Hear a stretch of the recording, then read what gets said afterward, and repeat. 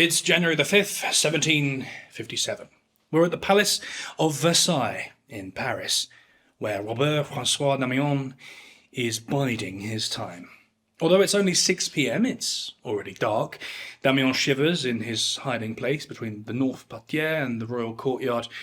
The covered passageway shields him from the winter wind, but it's still bitterly cold. Finally, though, he spots his target. Louis XV, stepping out from the guardroom, accompanied by his armed retinue. From Damiens' hiding place, the king presents a clear target, and he seizes his moment. The 41-year-old domestic servant from Arras lunges forward, springing between the king's guards. Louis never even notices the danger until it hits him hard in his side. Damiens' knife enters between the king's 4th and 5th ribs. Blood erupts from the wound as Louis yells out in shock. His guards leap into action and wrestle Damiens to the floor. Panic descends on Versailles. The king has been stabbed, assassinated under the very nose of his guards. The bloodied monarch is carried to his bedchamber. Convinced he's dying, he calls for a priest. Then he beckons the Dauphin to his side and entrusts his kingdom to the young prince. Finally, he calls for his queen, Marie, and apologizes for his past transgressions, for all the affairs and infidelities.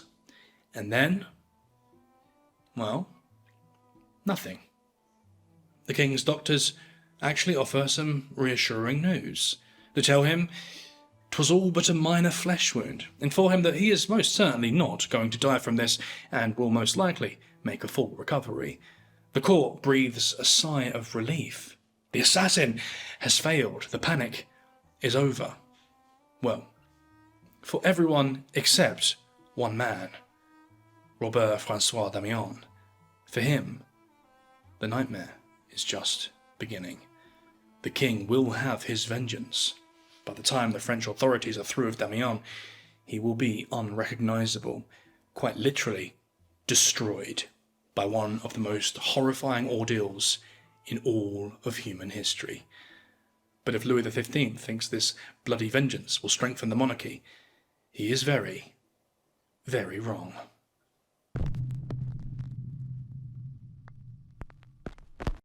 These days we could say that Robert Francois Damiens was radicalized. He was of a modest background, born in 1715 in the village of La Tuileries, near Arras, in the north of France. He'd served in the army as a young man before becoming a domestic servant in Paris. It was here, whilst working at the College of Jesuits, that Damiens listened in to conversations about religious persecution. This is where he began to develop sympathies for the embattled Jesuits. But it seems he wasn't here very long. He was sacked from the College of Jesuits for what was enigmatically referred to as misconduct. This misconduct was apparently bad enough to give him the nickname of Robert le Diable, or Robert the Devil. Still, he found other employment, working as a servant for councillors of the French Parliament. It seems that Damiens listened in on conversations here too, and became greatly influenced by the outspoken opinions and positions of his employers. This was only a few decades before the French Revolution in 1789, and anti-monarchy sentiment was already fermenting in France, and had been for years. Enlightenment philosophy was fostering new viewpoints, new ideas on society, economics, religion and governance were beginning to emerge, and there was growing anger towards the king. Damiens would have heard plenty of damning rhetoric about the monarchy from his Republican paymasters, and this is where the question of Damiens' own mental state and his own political motivation emerges. It's certainly possible that Damiens was a die-hard Republican himself and a staunch supporter of religious freedom. However, the consensus seems to be that he was politically and socially naive. He overheard people championing certain values and adopted these values himself. The Château de Versailles' own website rather patronisingly describes Damiens as easily influenced, and says that, quote, Damiens had taken to heart all of the criticisms from the councillors and turned fanatical. Although it's worth remembering that they may be a little biased towards him. One reason for this condescending historical view of Damiens is that he was never that clear on what he was trying to achieve. Under interrogation, Damiens offered up several different motivations. He said his key motivation was religion and complained about the suppression of the Jesuits that had been taking place in France from the 1760s onwards. But he also outlined social motivations. He decried the poverty and hardship that crushed ordinary people right across the country. He was clear on one thing, though. Damiens always maintained that he wasn't trying to kill the king, but merely trying to touch him. In Damiens' own words, he simply wanted to encourage the king to, quote, dispense justice and cease heeding the pernicious advice of his ministers. This is almost certainly not true. It seems likely to me that Damiens was trying to kill the king. Let's remember, he literally stuck a knife in the monarch's chest. But by now, he was probably just trying to save his own skin. Things really didn't go well for those accused of attempted regicide in France. Almost 150 years earlier, Francois Ravaillac had stabbed King Henry II to death in Paris as a protest against the French invasion of the Spanish Netherlands. Ravaillac made no attempt to claim innocence, and on May 27, 1610, he was taken to the Place de Grève and he was put to death. Ravaillac's end was truly wretched. In the words of historian Alistair Horn, he was scalded with burning sulphur, molten lead, and boiling oil and resin, his flesh then being torn by pincers. After this, each of his limbs was attached to a horse, and he was brutally dismembered for daring to assassinate a monarch. He'd literally been torn apart. Damiens may well have been aware of Ravaillac and his sorry tale, but this was a long time ago. Surely France had moved on from this kind of barbarity. Damiens also knew he'd committed a lesser crime. He hadn't actually killed the king. In fact, he'd barely even wounded him. Perhaps Damiens was hoping for some leniency, but these were in vain. In fact, Damiens' punishment would be even more spectacular and grotesque than that of Ravaillac. Before he could be put to death, the authorities needed some answers. They wanted to know who he was working with. Throughout January and February 1757, Damiens was tortured. An engraving shows Damiens before the judges at the Châtelet in Paris. He's strapped to a mattress by a complex system of restraints. His tormentors each hold swords, ready to inflict pain and suffering in the guise of interrogation. He may also have been subject to water torture, which was common in France in the 17th and 18th centuries. Water would be forced down the throat of the victim, simulating drowning. This was similar to the later waterboarding techniques used in places like Guantanamo Bay, only the water was actually ingested. Even after his ordeal, Damiens refused to give up the names of any accomplices. This is probably because there weren't any. Eventually, even the most sadistic torturers grew bored with the charade. It was clear that Damiens was guilty and that he was acting alone, so he was sentenced to die. But as he hadn't actually killed the king, some creative wording was required for the Parlement's decree. Robert Francois Damiens has been convicted of having committed a very mean, very terrible, and very dreadful parricidal crime against the king. And so, with this decree, on the morning of March 28, 1757, Robert Francois Damiens was taken from his prison cell and stripped naked. He was placed in a tip car and paraded through the streets to the Place de Grève, where Ravaillac had met his grisly end a century and a half before. A famous sketch of Damiens' arrival at the Place de Grève shows the man entering the square with his head high. His upright, healthy frame is held by two attendants.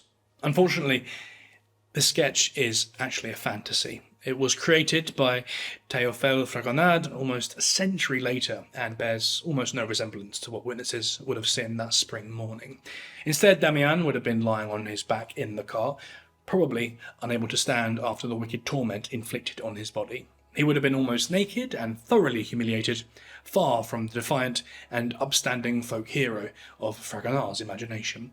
He apparently had enough strength to utter the words, "La journée sera rude," or "the day will be hard," but not much else. Before being introduced to his maker, Damiens was given one last chance to offer up the names of his accomplices. His legs were placed into the torture device known as the boots, and then squeezed until the very bones within were crushed. Again, as there were no accomplices, Damiens couldn't give up any names. His torturers expected this, and by now it was all part of the show.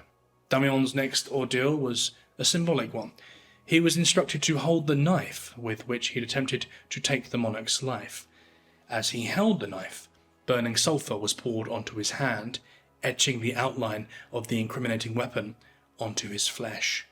But it seems that actually didn't go as planned. In the words of an officer of the watch named Bouton, the sulphur was lit, but the flame was so poor that only the top skin of the hand was burned, and that only slightly. This was a disappointment to Damiens' torturers, but it was only temporary. Now the executioner, a man named Samson, began rolling up his sleeves. Samson took a pair of steel pincers and plunged them into Damiens' right calf. This specially made tool was about 18 inches long and was designed to tear great chunks of Damiens' flesh away from the bone. Judging by Bouton's account, however, this didn't go to plan either. Though a strong, sturdy fellow, this executioner found it so difficult to tear away the pieces of flesh that he set about the same spot 2 or 3 times, twisting the pincers as he did so. The executioner persevered, moving from the right calf to the right thigh, and then to Damiens' right arm and his chest.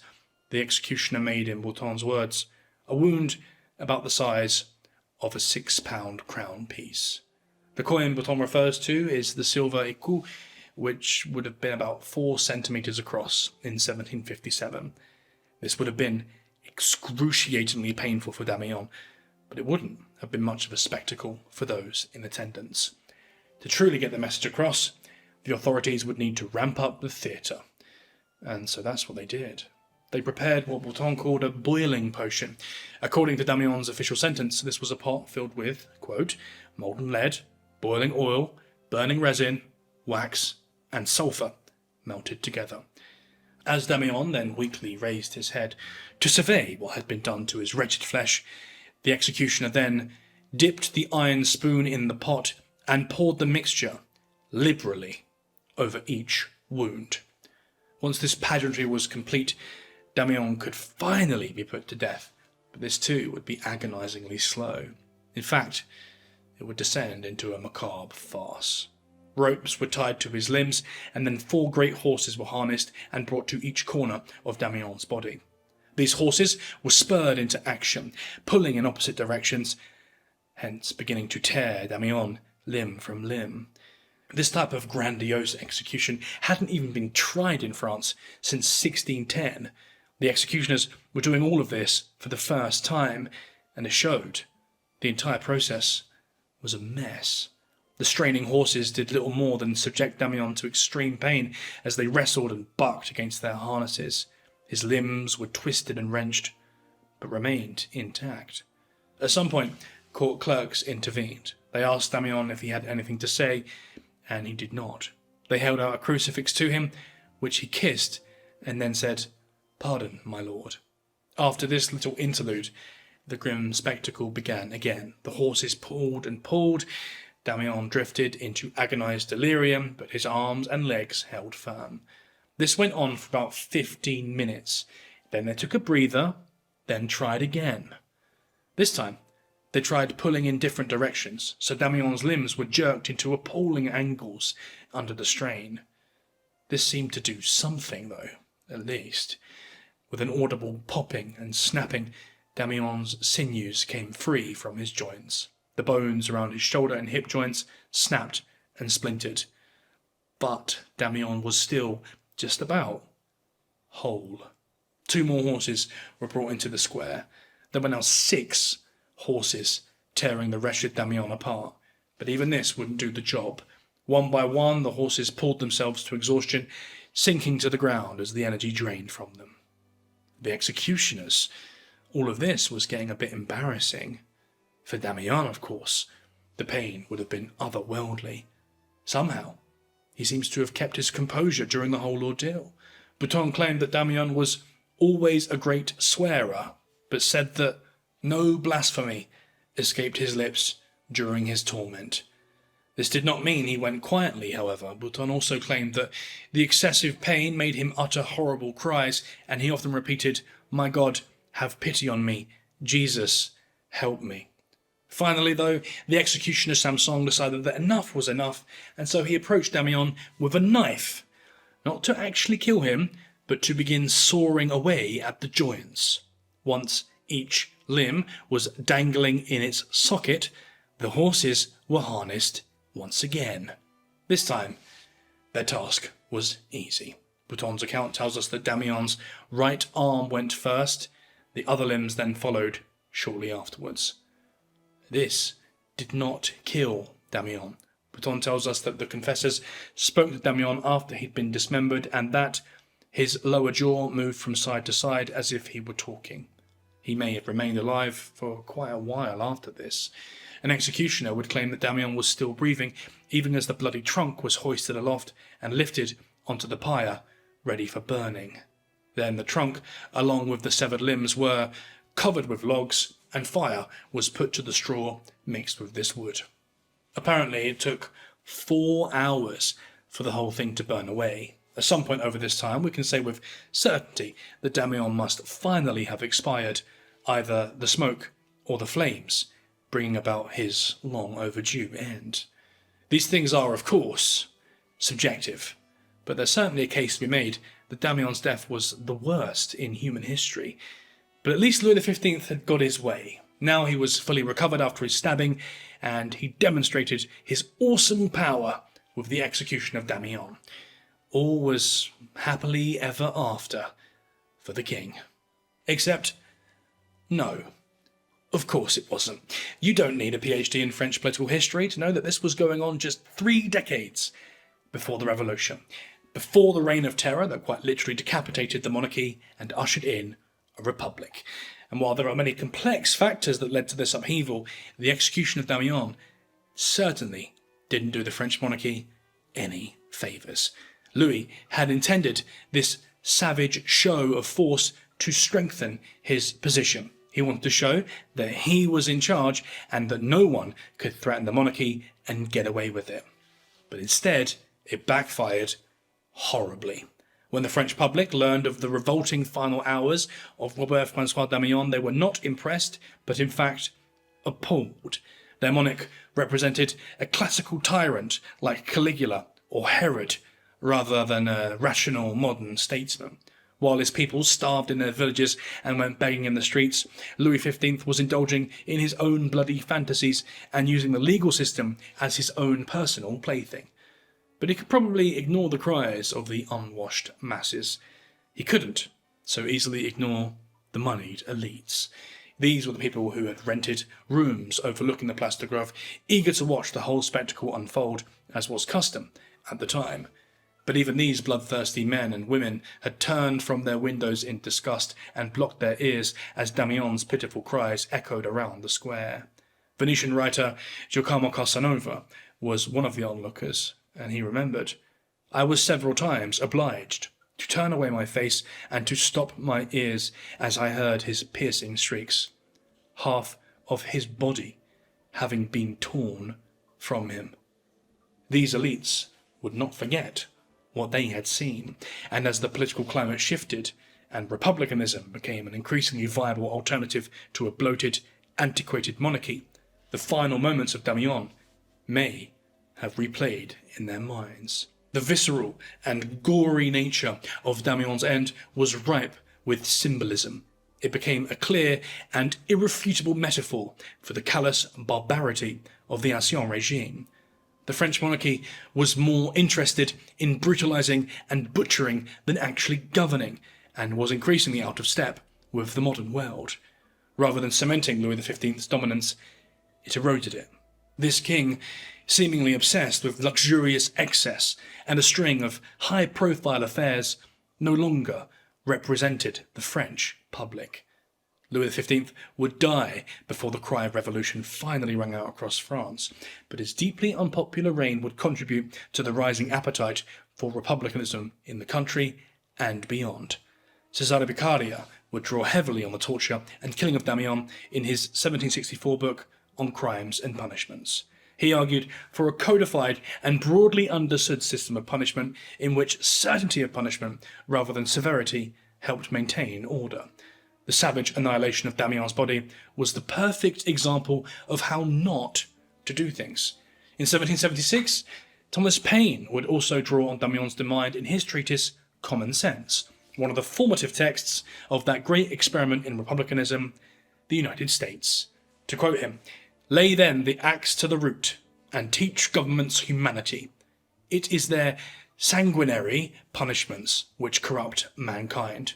Who does not remember the execution of Damiens, torn to pieces by horses? Those cruel spectacles destroy tenderness or excite revenge, and by the base and false idea of governing men by terror instead of reason, they become precedents. Wise words from Paine, although if you've seen my recent video on the electric chair, you'll know that the United States has not always adhered to the man's message. But perhaps the most famous invocation of Francois Damiens in political thought and theory comes much later with Michel Foucault's 1975 book, Discipline and Punish. Foucault builds on Beccaриa's ideas of the development of modern systems of control. For Foucault, Damiens' demise is a prime example of a maniacal, autocratic power, of what happens when a totalitarian state etches its dominance onto the flesh of its victims. Foucault offers a warning, though. We should not view modern discipline as somehow kinder or more civilized. It's just more systematic and more effective in achieving the aims of the state. Gaudy, visual punishments create points of conflict between the state and its people. Overarching systems of control, subtly embedded into every aspect of society, are far more valuable to those in government. The French ruling classes would learn this the hard way. After flexing their muscles with bloody punishments and tortures, they were overthrown in the 1789 revolution. Madame Guillotine was no kinder than the horses of the Place de Grève, but she did get the job done a lot more quickly. Francois Damiens was never lionized as a martyr of class struggle in the way that some other tragic assassins have been, but his death was not in vain. His grim final hours have been turned into a rhetorical device used by sociologists and criminologists down the ages. University students are still referencing Damiens' bloody demise in their essays to this day, more than 2.5 centuries after his death. This would probably offer little comfort, however, to Damiens himself, a man who knew true suffering and experienced agony in its purest, most hellish form.